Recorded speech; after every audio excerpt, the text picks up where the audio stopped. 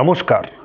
British বা ডাচদের ঔপনিবেশিক শাসনের বিরুদ্ধে ভারতের এবং এশিয়ার বিভিন্ন স্থানে আদিবাসী সম্প্রদায়ের মধ্যে অনেকগুলি বিদ্রোহ দেখা দেয়। মূলত ব্রিটিশ বা ডাচ ঔপনিবেশিক শাসকদের উদ্দেশ্য ছিল সমৃদ্ধ অরণ্যগুলি থেকে বিভিন্ন প্রকার মূল্যবান কাঠগুলিকে সংগ্রহ করে তাদের প্রয়োজনে ব্যবহার করা, আর উপজাতি জনগোষ্ঠীর উদ্দেশ্য ছিল তাদের জীবন জীবিকার জন্য বনকে ব্যবহার করা, অরণ্যকে ব্যবহার করা। উপজাতি জনগণ অরণ্যকে ব্যবহার করত তাদের খাবারের জন্য, তাদের ঔষধপত্রের জন্য, তাদের পশুগুলিকে চড়ানোর জন্য।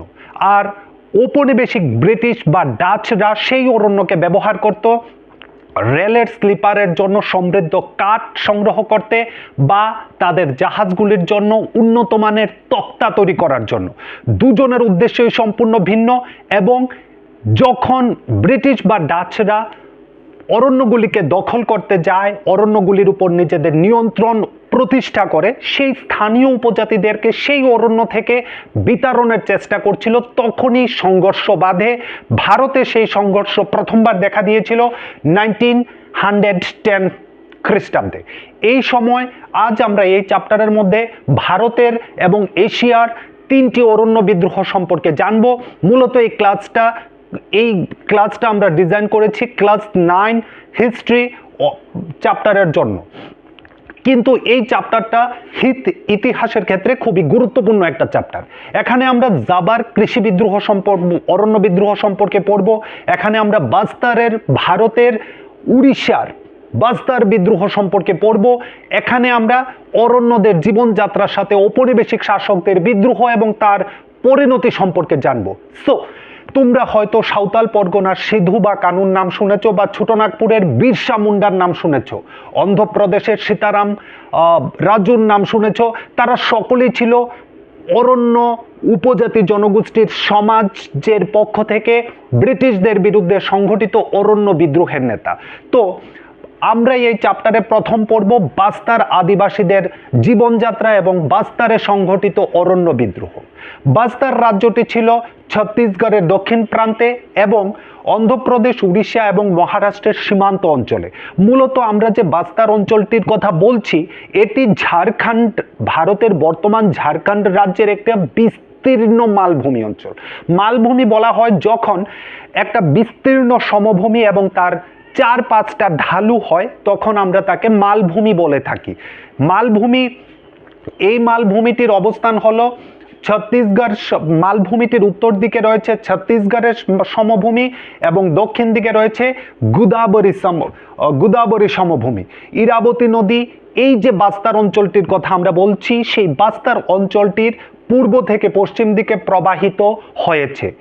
এই বাস্তার অরণ্য অঞ্চলে বসবাস করত স্থানীয় কতগুলি উপজাতি গোষ্ঠী, যাদের নাম ছিল মারিয়া ও মুরিয়াদুন্ড, ধুরুয়া, ভাত্রা, হলবা প্রভৃতি সম্প্রদায়ের মানুষ। ঝাড়খণ্ডের এই উপজাতি জনগোষ্ঠীরা কিন্তু অরণ্যকে কালেকটিভলি ইউজ করত। মূলত আমি বোঝাতে চাইছি, তাদের যে অরণ্যটা ছিল, সেই অরণ্যটা কোনো একজন ব্যক্তিগত উপজাতির মালিকানা ছিল না, এটা ছিল সমস্ত গ্রামের সম্পদ। তার জন্য সমস্ত গ্রামবাসীরা মিলে সেই অরণ্য থেকে জীবন রসদ সংগ্রহ করত, খাবার সংগ্রহ করত, পশু পাখি চড়াতো এবং প্রত্যেকে গাছগুলিকে, অরণ্যকে দেবতা জ্ঞানে পূজা করত। তাদের কাছে অরণ্য ছিল দেবতা এবং তারা বিশ্বাস করত যে পৃথিবী প্রত্যেকটি গ্রামের জন্য জমিন দিয়েছে, সেই জমিন আমরা একা ব্যবহার করলে হবে না, আমরা সকলে মিলে ব্যবহার করব। ঝাড়খণ্ডের এই অরণ্য সমৃদ্ধ অঞ্চলটি স্বাধীনতার পরবর্তীকালে কোঙ্কণ রাজ্যের সাথে যুক্ত হয়ে মধ্যপ্রদেশের একটি জেলা হিসেবে পরিচিতি লাভ করে। 1998 খ্রিস্টাব্দে এই বাস্তার অঞ্চলটিকে আবার 3টি জেলায় বিভক্ত করা হয় এবং এটি ছত্তিশগড় রাজ্যের অঙ্গ হিসেবে পরিণতি লাভ করে। এই বাস্তার অঞ্চলটিতেই 1910 খ্রিস্টাব্দে কোঙ্কণ অরণ্য অঞ্চলে ভারতের প্রথম অরণ্য বিদ্রোহ দেখা দিয়েছিল।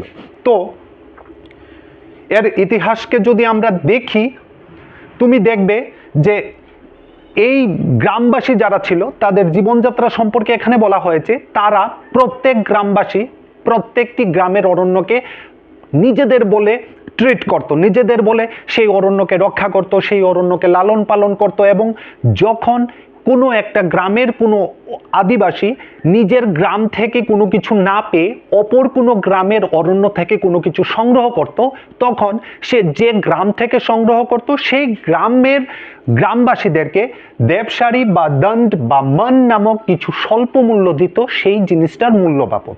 এবং প্রত্যেক বছর প্রত্যেকটি গ্রামের যারা সমাজপতি ছিলেন, উপজাতিদের মধ্যে একজন সর্দার থাকেন, উনি সেই গ্রামটার সমস্ত বিষয় আশয় পরিচালনা করেন। বিচার কার্য সম্পর্কিত বিষয় বলো বা কালেকটিভ ইস্যু সম্পর্কিত যে বিষয়গুলি আছে সবগুলি বিষয় তিনি পরিচালনা করেন।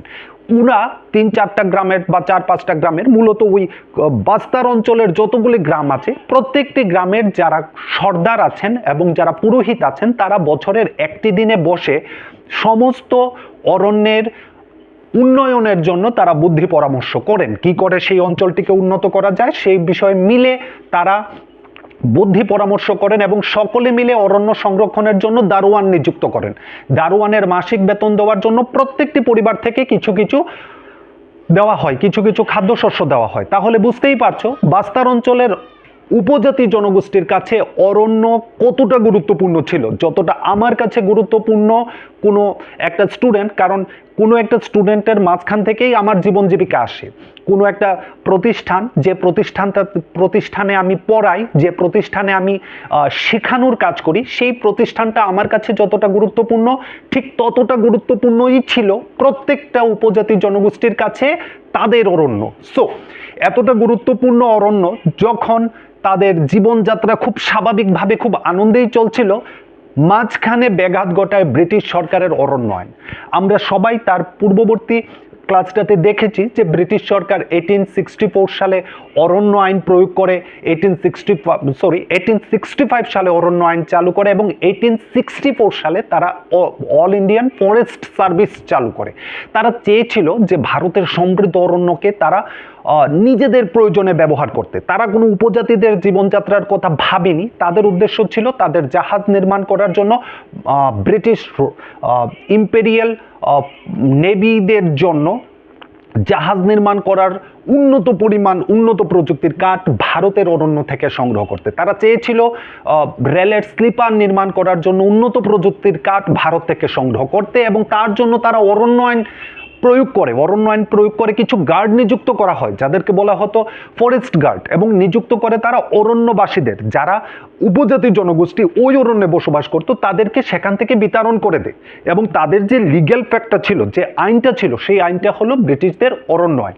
তো অরণ্য আইন যখন ভারতকে সংরক্ষিত বনাঞ্চলে পরিণত করছিল তখন জাবার আদিবাসীরা সেটাকে মেনে নিতে পারেনি, কারণ তাদের জীবনযাত্রা, তাদের রসদ, তাদের পরিবার, তাদের রুজি রুটি সবকিছুই ছিল অরণ্য। সো বিকল্প কোনো কর্মসংস্থান তাদের কাছে ছিল না, কেউ কোনো চাকরি করতো না, কেউ কোনো ব্যবসা করতো না, প্রত্যেকেই অরণ্যের উপর নির্ভর করে তার পরিবারকে বাঁচিয়ে রাখতো। তো তারা এত গুরুত্বপূর্ণ অরণ্যটাকে কি করে ফরেস্ট গার্ডদের কাছে ছেড়ে দেবে? আদিবাসীদের সংখ্যা 1905-এ যখন ঔপনিবেশিক সরকার সমস্ত অরণ্যকে সমস্ত অরণ্যের 2/3 অংশকে সংরক্ষিত অরণ্য হিসেবে ঘোষণা করে এবং যে জায়গাটিকে ব্রিটিশ সরকার যে অরণ্যগুলিকে সংরক্ষিত অরণ্য হিসেবে ঘোষণা করেছিল সেই অরণ্যের যে সমস্ত উপজাতিরা ছিল তাদেরকে সেখান থেকে বলপূর্বক উঠিয়ে দেওয়া হয়, কোনো ক্ষতিপূরণ ছাড়াই তাদেরকে সেখান থেকে তুলে দেওয়া হয়। এবং সেই সংরক্ষিত অরণ্যগুলিতে জুম চাষ বা শিকার বা কোনো বনজ সম্পদ আহরণ করা, নিয়ে আসা সম্পূর্ণভাবে ছিল বেআইনি। এবং ব্রিটিশ সরকার এই পরিস্থিতিতে চিন্তা করেছিল যে আমার অরণ্যগুলিকে দেখাশোনা করার জন্য, আমার অরণ্যগুলিতে যে নতুন গাছগুলি আমি লাগাবো সেই গাছগুলিকে পরিচালনা করার জন্য, পশুদের হাত থেকে রক্ষা করার জন্য আমার কিছু শ্রমিক দরকার এবং এই শ্রমিকগুলিকে তারা শর্ত সাপেক্ষে সেই অরণ্যের মধ্যে থাকার অনুমতি দেয়। এইভাবে তারা যে অরণ্যগুলিতে কিছু শ্রমিককে শর্ত সাপেক্ষে থাকার অনুমতি দিয়েছিল, তারা যে গ্রামগুলি তৈরি করে সেই গ্রামগুলিকেই বলা হয় অরণ্য গ্রাম। তোমাকে প্রশ্ন করা হতে পারে অরণ্য গ্রাম কাকে বলে? সো এমনভাবেই যখন চলছিল তখন গ্রামবাসীদের জীবনযাত্রা ভয়ঙ্করভাবে পর্যুদস্ত হয়। একে তো তাদের কাছে কোনো টাকা নেই, কোনো ব্যবসা নেই, তাদের মূল জীবন জীবিকা থেকে তাদেরকে তুলে দেওয়া হচ্ছিল। তারপর আবার ইংরেজ কর্মচারীরা জোর করে তাদের দিয়ে অরণ্যের মধ্যে কাজ করতে বাধ্য করত। এই পরিস্থিতিতেই যখন এমনিতেই উপজাতিদেরকে ঘর বাহার ভিটে ছাড়তে হয়েছিল, আবার তার মধ্যে আরেকটি ব্যাঘাত ঘটায় যখন 1899 থেকে 1900 খ্রিস্টাব্দে এবং 1907 থেকে 1908 খ্রিস্টাব্দে ভারতে এক ভয়ঙ্কর দুর্ভিক্ষ দেখা দিয়েছিল। এই দুর্ভিক্ষে অরণ্যে যারা বসবাস করত তাদের জীবন মারাত্মকভাবে পর্যুদস্ত হচ্ছিল, তারা না খেতে পেয়ে মরছিল, তাদের কাছে খাবারের জন্য কোনো খাবার ছিল না, তাদের ঘর বানানোর জন্য কোনো কাঠ ছিল না। এই পরিস্থিতিতে যখন অরণ্যের গ্রামগুলির সমাজপতিরা বিচার সভায় বসে একসাথে সকলে বসে বুদ্ধি পরামর্শ করছিল যে আমরা কি করতে পারি, তখন তারা সকলে মিলে উদ্যোগ গ্রহণ করে যে আমাদের ব্রিটিশ সরকারের এই নিয়ম নীতির বিরুদ্ধে রুখে দাঁড়াতে হবে, আমাদের এর প্রতিবাদ করতে হবে। প্রথম প্রতিবাদ এসেছিল কাঙ্গের রাজ্যের ধুরুয়ার গ্রাম থেকে। এই গ্রাম থেকেই প্রথম বিদ্রোহের স্লোগান উঠেছিল, কিন্তু এই বিদ্রোহে কিন্তু কোনো পার্টিকুলার কোনো নেতা ছিল না, এই বিদ্রোহটা ছিল সকলের। তবু মোটামুটিভাবে এই বিদ্রোহের একজন তো এগিয়ে আসতেই হবে, একজনকে তো সেই বিদ্রোহীদের সংগঠিত করতেই হবে। সেই ব্যক্তিটি ছিলেন নেথানা গ্রামের গুন্ডাধুর। নেথানা গ্রামের গুন্ডাধুন এই বিদ্রোহকে পরিচালনা করেছিলেন এবং গ্রামবাসীদের মধ্যে বিদ্রোহের আওয়াজ পৌঁছে দেওয়ার জন্য প্রত্যেকে একটা বিতরণ করত। যেমনটা ভাবে কাউকে নিমন্ত্রণ করার জন্য পান সুপারি দিয়ে নিমন্ত্রণ করা হয়, যে সে ওইটাকে গ্রহণ করলো মানে নিমন্ত্রণটাকে গ্রহণ করলো, ঠিক সেইভাবে এই উপজাতিরাও তীর, লঙ্কা, ঢাল, মাটির জেলা বিলি করে বিদ্রোহের আহ্বান জানাচ্ছিল যে আপনারাও আসুন, আমাদের সাথে বিদ্রোহে সামিল হন। এইভাবে বিশাল আকারে বিদ্রোহ দেখা দেয়।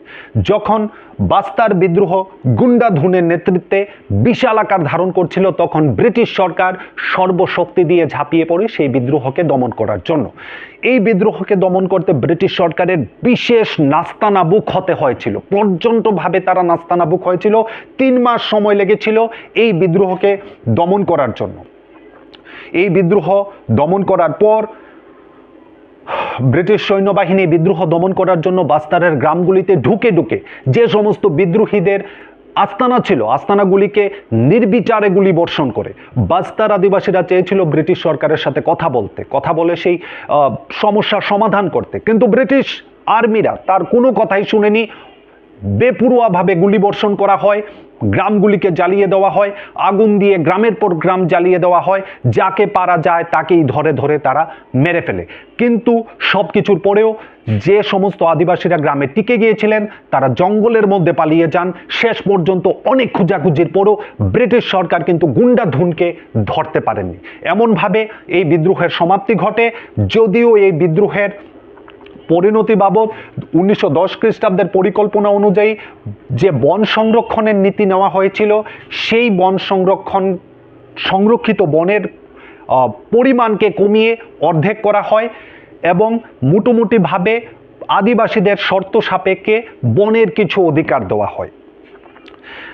ঝাড়খণ্ড রাজ্যের এই অরণ্য সমৃদ্ধ এলাকাটিকে নিয়ে কিন্তু স্বাধীনতার পরবর্তীকালেও অনেকবার সমস্যা দেখা দিয়েছে। 1970 খ্রিস্টাব্দে বিশ্বব্যাংক প্রস্তাব দেয় যে 4600 হেক্টর স্বাভাবিক শালবাগান কেটে কাগজ শিল্পের জন্য ক্রান্তীয় পাইন গাছ প্রতিস্থাপন করা হোক, কিন্তু স্থানীয় আদিবাসীদের চাপে এবং পরিবেশবিদদের চাপে শেষ পর্যন্ত বিশ্বব্যাংকের এই প্রকল্পটিকে বাদ দেওয়া হয়। এই ছিল আমাদের বাস্তার রাজ্যে সংঘটিত বিদ্রোহ। তারপর আরেকটি বিদ্রোহের কথা আমরা বলবো, যেটি খুবই তাৎপর্যপূর্ণ, যেটা হয়েছিল জাবার অরণ্য অঞ্চলে। জাবা যে অঞ্চলটার কথা আমরা পড়ব, এটি মূলত ইন্দোনেশিয়ায় অবস্থিত একটি দ্বীপ, যে দ্বীপটি বর্তমানে ধান চাষের জন্য খুবই বিখ্যাত। কিন্তু কোনো একটা সময় এই সম্পূর্ণ দ্বীপটি অরণ্যে আচ্ছাদিত ছিল। ভারতে যেমন ব্রিটিশরা ক্যাপচার করে নিয়েছিল, ভারতকে যেমন ব্রিটিশরা দখল করে তাদের প্রয়োজনে অরণ্যকে লুট করছিল, জাবার ইন্দোনেশিয়ার জাবাতে অবস্থিত এই অরণ্যকে কিন্তু ব্রিটিশরা লুট করছিল না, করছিল উলন্দাজরা। ঠিক একই কায়দাতে করছিল, অরণ্য আইন প্রয়োগ করে অরণ্য থেকে উপজাতিদের বিতাড়িত করেছিল, কিন্তু তারা ছিল উলন্দাজ এবং তাদের প্রয়োজনও ছিল ব্রিটিশদের মতনই। তারাও রেলের স্লিপার নির্মাণ করার জন্য কাঠের দরকার পড়েছিল, তাদেরও জাহাজ নির্মাণ করার জন্য উন্নত প্রযুক্তির তক্তার দরকার পড়েছিল। 1600 খ্রিস্টাব্দের জাবার জনসংখ্যা ছিল 30,40,000। অনেক গ্রামবাসী, জাবার অনেক গ্রামবাসী উর্বর সমভূমিতে বসবাস করলেও সেখানে অনেক সম্প্রদায়ের মানুষই ছিল যারা পার্বত্য অঞ্চলে বসবাস করত। জাবার যে কথা আমরা বলছি, জাবার যে কলঙ্গ সম্প্রদায়ের মানুষরা ছিলেন, জাবার কলঙ্গ সম্প্রদায়ের মানুষরা কিন্তু ছিলেন দক্ষ কাঠুরিয়া। তারা কাঠের কাজ খুব ভালো করতে পারে, জন্মগতভাবেই তারা এই শিক্ষাকে নিয়ে জন্মায় আমরা বলতে পারি, কারণ তাদের কাঠের কাজের দক্ষতা পৃথিবীর যে কোনো দক্ষ কাঠের শ্রমিকদেরকেও হার মানাবে। অষ্টাদশ শতাব্দীতে উলন্দাজরা এখানে অরণ্যকে ক্যাপচার করা শুরু করে, কিন্তু যখন 1755 খ্রিস্টাব্দ পর্যন্ত জাবায় মাতারাম সাম্রাজ্য ছিল, তখন কিন্তু মাতারাম, তুমি লক্ষ্য করবে মাতারাম রাজত্ব ছিল। মাতারাম একটা রাজবংশ যারা জাবাতে শাসন করত। তাদের শাসনে জাবার যে সমস্ত কলঙ্গ সম্প্রদায়ের মানুষ ছিল তারা কিন্তু একই সাথে ছিল, কিন্তু মাতারাম সাম্রাজ্য যখন ভেঙে যায়, জাবার অঞ্চলগুলি বসবাসকারী কলঙ্গ সম্প্রদায়ের 6000 পরিবার সমান দুটি ভাগে বিভক্ত হয়ে দুটি অঞ্চলে বসবাস করা শুরু করে। তো ঠিক একইভাবে জাবাতে উলন্দাজরা কাঠ নির্মাণ করার জন্য তাদের সাম্রাজ্য বিস্তার করছিল, জাবাকে ক্যাপচার করে যাচ্ছিল। একইভাবে জাবার মধ্যে বন ধ্বংসন চলে নির্বিচারে, এবং জাবার যে সমস্ত স্থানীয় উপজাতিরা ছিল তাদেরকে সেখান থেকে জোরপূর্বক উৎখাত করা হয়। সালটা এমনভাবেই গড়াতে প্রথম বিশ্বযুদ্ধের সময় এসে যায়। যখন প্রথম বিশ্বযুদ্ধ চলছিল, তুমি লক্ষ্য করে দেখবে সমস্ত পৃথিবীর যারা শক্তিশালী রাষ্ট্র ছিল তারা কিন্তু দুটা পুলারে ভাগ হয়ে যায় এবং একে অপরের বিরুদ্ধে যুদ্ধ করে। তখন যোগাযোগের প্রধান মাধ্যম ছিল জলপথ, এবং জলপথে যোগাযোগের জন্য বিশেষভাবে প্রয়োজন উন্নত মানের জাহাজ, আর উন্নত মানের জাহাজ তৈরি করার জন্য চাই উন্নত মানের কাঠ। ব্রিটিশদের নজর যেমন ছিল উন্নত মানের কাঠের দিকে, একইভাবে উলন্দাজদের নজরও কিন্তু ছিল উন্নত মানের কাঠের প্রয়োজনের দিকে। এমনভাবেই জাবার অবস্থা চলছিল। 1882 খ্রিস্টাব্দে জাবা থেকেই প্রায় 2,80,000 স্লিপার রপ্তানি করা হয়। এই স্লিপারগুলি মূলত ডিজাইন করা হয়েছিল রেলের ট্র্যাককে এক জায়গাতে বসানোর জন্য। আমরা যারা রেল লাইন দেখেছি, তারা না দেখলেও আমরা তো সবাই দেখেছি না, রেল লাইনের দুটো পাতের মাঝখানে কতগুলি স্লিপার দেওয়া হয়। বর্তমানে এগুলিকে তুমি দেখবে সিমেন্ট দিয়ে তৈরি করা হয়, কিন্তু আগে একটা সময় এগুলিকে কাঠের তক্তা দিয়ে তৈরি করা হতো। তো এই স্লিপারটার জন্য উলন্দাজদের বলো, ইংরেজদের বলো, কাঠের খুব দরকার ছিল, প্রচণ্ড দরকার। কারণ কাঠ ছাড়া না তারা রেল লাইনকে এক্সপেন্ড করতে পারবে, না তারা রেলের জ্বালানি সংগ্রহ করতে পারবে। এখন রেল ডিজেলে চলে, আগে কিন্তু ডিজেলে চলতো না, এখন ডিজেলে চলে, ইলেকট্রিকে চলে। আগে সেটা তাপে চলতো, সেটার জন্য কয়লার দরকার পড়তো বা লাকড়ির দরকার পড়তো, শুকনো লাকড়ির দরকার পড়তো। তো রেল লাইন সম্প্রসারণ হচ্ছে না, দ্যাটস মিন তারা ভারতের কোনায় কোনায় পৌঁছতে পারছে না। দ্যাটস মিন তাদেরকে সেই জিনিসটা ব্রিটেনে রপ্তানি করতে গেলে অধিক মূল্যে গরুর গাড়িতে করে, মুষের গাড়িতে করে, বাই হ্যান্ড লোডিং করে, সেটা তো অনেক কস্টলি পড়ে যাবে। তো সব থেকে ইজিয়ার প্রসেস হলো সেই জায়গা থেকে, যে জায়গাগুলি থেকে জিনিস সংগ্রহ করার আছে, মূল্যবান জিনিস সংগ্রহ করার আছে, সেখান পর্যন্ত রেল লাইনকে এক্সটেন্ড করে দাও এবং সেই রেল লাইনকে বন্দর পর্যন্ত নিয়ে যাও। একেবারে কম খরচে সেই জিনিসটাকে তারা বন্দর পর্যন্ত নিয়ে গিয়ে জাহাজে করে সেটাকে নিয়ে যেতে পারতো, ব্রিটেনে নিয়ে যেতে পারতো। তো শামিনদেরকে এমনভাবেই হচ্ছিল যে ব্রিটিশরার মতোই উলন্দাজরা সেই অঞ্চলটি থেকে, জাবা থেকে প্রচুর পরিমাণ কাঠকে সংগ্রহ করা শুরু করে। এবং যখন তারা কাঠগুলিকে সংগ্রহ করছিল, তারাও তেমনভাবে উপজাতিদেরকে অরণ্য যেতে নিষেধ করে, অরণ্য প্রবেশাধিকার বাদ করে দেয়। অরণ্য যেতে তারা অরণ্যের উপর শক্ত অরণ্য আইন প্রয়োগ করে, এবং এভাবে তারা অরণ্যকে ক্যাপচার করছিল। জাবার অরণ্য অঞ্চলের উপজাতিদের এই দুর্বিষহ অবস্থার বিরুদ্ধে প্রথম আওয়াজ তুলেন নান্টুর নাটাল গ্রামের আদিবাসী সুরুন্টিকু শামিন। তিনি ছিলেন শামিন বিদ্রোহের প্রাণ পুরুষ, শামিন বিদ্রোহের লিডার। 1890 খ্রিস্টাব্দ নাগাদ সেগুন গাছের একটা গ্রাম ছিল, সেই বিভিন্ন গ্রামগুলিতে বিভিন্ন অরণ্যের বিভিন্ন গাছ ভালো জন্মাতো। নানপুর লাটাং গ্রামের সব থেকে ভালো জন্মাতো সেগুন গাছ। সেই সেগুন গাছের গ্রামের একজন আদিবাসী সুরুনটিকু শামিন উলন্দাজদের ঔপনিবেশিক আইনের বিরোধিতা করেন। তিনি যুক্তি দেখান রাষ্ট্র কোনো অরণ্যকে তৈরি করেনি। যে সমস্ত অরণ্য থেকে আমরা খাবার খাচ্ছি, যে অরণ্য থেকে আমরা আমাদের রসদ নিচ্ছি, ঔষধ নিচ্ছি, কোনো কিছুই রাষ্ট্র তৈরি করেনি। সমস্ত কিছু প্রকৃতি তৈরি করেছে, পৃথিবী তৈরি করেছে। তাই রাষ্ট্র সেগুলিকে আমাদের থেকে ক্যাপচার করে নিতে পারে না। শামিনের এই স্লোগানে আওয়াজ মিলিয়েছিল তার প্রায় 3000 পরিবার এবং তার মেয়ের জামাইয়েরাও।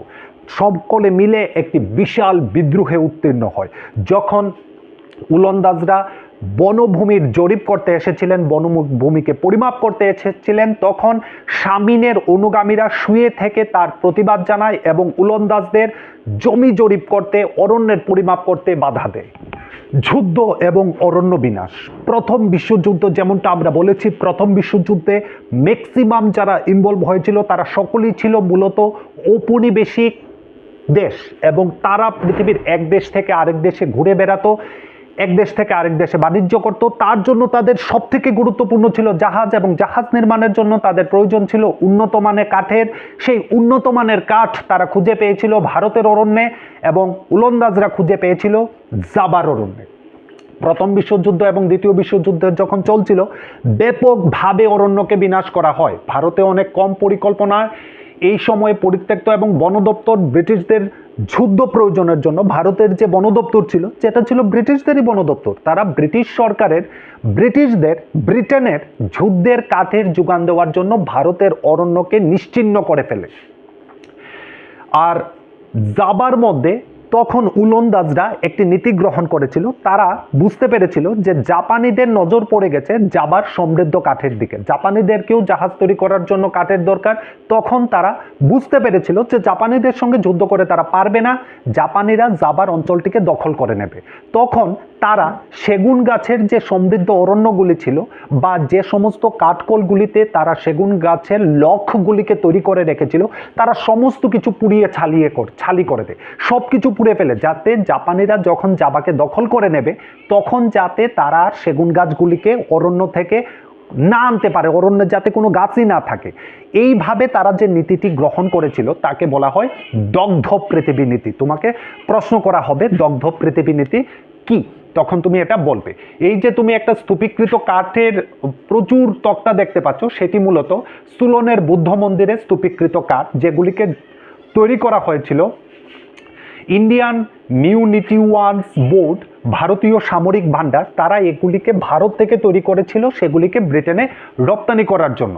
তো এমনভাবে যখন যুদ্ধ চলছিল তখন যুদ্ধের প্রয়োজনে ভারতের বা ইন্দোনেশিয়ার বনকে ব্যাপকভাবে নিশ্চিহ্ন করা হয়েছিল। বনভূমির উন্নয়নের কথা যদি দেখি, যুদ্ধ দুটো শেষ হওয়ার পর বা দ্বিতীয় বিশ্বযুদ্ধের পরে আমরা জানি যারা ঔপনিবেশিক সরকার ছিল তারা অনেকেই বাধ্য হয়েছিল তাদের দখলকৃত অঞ্চলগুলিকে ছেড়ে দেওয়ার জন্য। যখন ছেড়ে দেয়, নতুন নতুন দেশ গঠিত হয়, দেশের সরকার যখন প্রতিষ্ঠিত হয়, তখন সেই অরণ্যগুলিকে কৃষিক্ষেত্র থেকে আবার পুনরায় অরণ্যভূমিতে পরিণত করা ছিল খুবই একটা দুরূহ কাজ, কারণ অলরেডি সেগুলিকে স্থানীয় আদিবাসীরা দখল করে নিয়েছিল, সেগুলিকে তারা ক্যাপচার করে নিয়েছিল।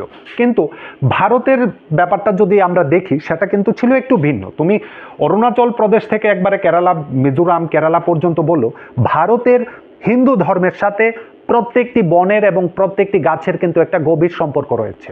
আমরা গাছের মধ্যে পুজো করি, রূপসী গাছের কথা বলো, বনায়ন গাছের কথা বলো, আমরা হিন্দুদের প্রত্যেকটি সম্প্রদায়ের সাথে একটি পূর্ণ গাছ সম্পর্কযুক্ত আছে। বিভিন্ন জায়গার মধ্যে গাছগুলিকে কিন্তু বিভিন্ন দেবতার সাথে সংযুক্ত করে বিভিন্ন নাম দেওয়া হয়। তুমি যদি ভারতের কথা বলো, ভারতের কোনো গ্রামে সুরন, কোনো গ্রামে দেব, কাকুন্ডু, কান, রায় ইত্যাদি নামে অরণ্যকে পবিত্রতার সাথে স্মরণ করা হয়। এই ছিল আমাদের ব্রিটিশ সরকার বলো বা উলন্দাজদের বিরুদ্ধে বলো ভারত এবং ইন্দোনেশিয়ায় সংগঠিত দুটি উপজাতি বিদ্রোহ, যেগুলি ইতিহাসের পালাকে বদলে দিয়েছিল, যেগুলি উপজাতিদের ঐক্য শক্তিকে প্রকাশ করেছিল।